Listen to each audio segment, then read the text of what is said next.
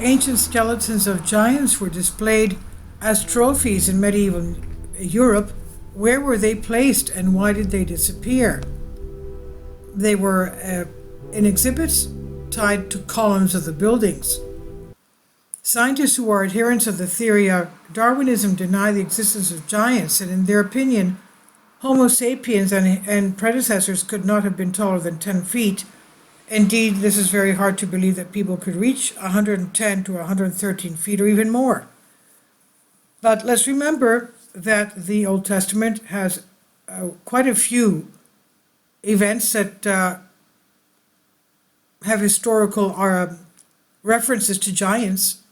One of them being the exile from the Exodus of Egypt, and what the spies of the Israeli tribes saw in the Promised Land, the giants. Also the fact that David and his companions, many with him, did away with the giants of Goliath's dance. So there were giants in those days. Now, many theories conclude that giants, Nephilim, Atlanteans, Colossi lived on Earth, and there's a lot of evidence in addition to the skeletons themselves, which were actively found until the middle of the 19th century and then abruptly ceased. There is a whole array of other finds. For example, giant weapons. Who can fight with a 10-foot sword or an axe weighing more than 154 pounds? And how do you like a shield with a height of more than 86 inches? Of course, scientists have an explanation in store that's hard to argue with.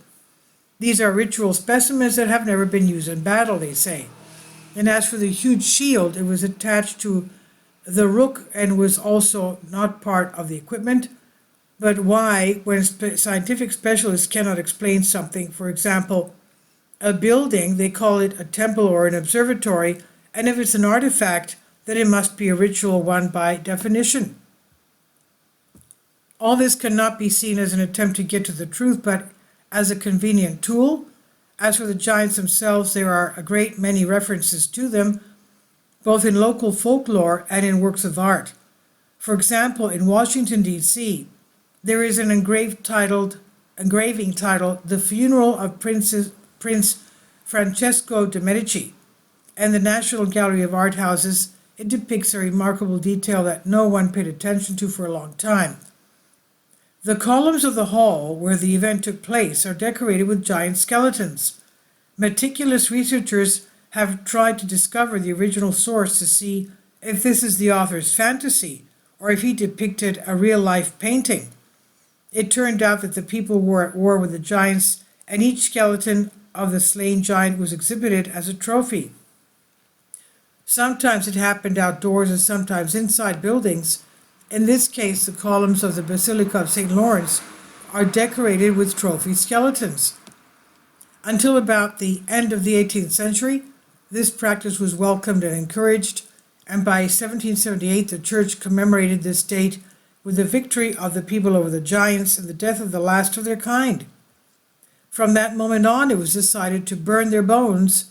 There were even capmen who took skeletons out of the cathedrals, temples, squares, knights' houses, and guilds. Most of the information about this is hidden in the Vatican, but oral retellings cannot be hidden behind 7 locks. In the Czech Republic, Poland, Germany, Denmark, Romania, Italy, Spain, France, and Serbia, there are many oral reports that are considered fairy tales by scientists. Also, few researchers pay attention to the manuscript of monks who lived in the Middle Ages. This archival information is of particular value, as it's the record of eyewitnesses of those events. And when you read such annals, you get the impression that the history books write something completely different. And yes, there were such people as giants, but the story was once again castrated, removed, so as to speak, data that showed outraged minds. So everything is there somewhere, lying to itself, very quietly in the storerooms away from people's curious eyes. This is on Solask. Please leave your comments. Thank you for your support. Please support my Patreon account. The daily posts are 5 videos daily, and they are totally different from what I have on my YouTube channel. Thank you so much for your support and that you find all my content so interesting. You'll find the Patreon account details in the description box below.